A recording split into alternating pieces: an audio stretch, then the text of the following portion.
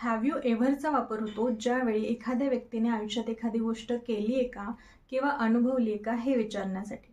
For example, तू कधी पॅरिसला गेलाय का? Have you ever been to Paris?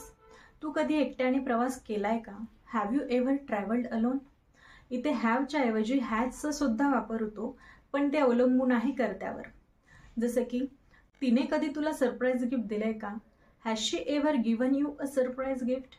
आरुषने तुला कधी निराश केलंय का? Has Aarush ever let you down?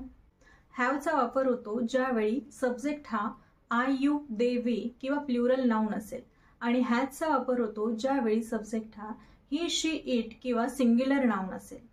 आणि स्ट्रक्चर राहील हॅव किंवा has plus subject plus ever plus व्हर्बची थर्ड फॉर्म प्लस ऑब्जेक्ट किंवा रेस्ट ऑफ सेंटेन्स.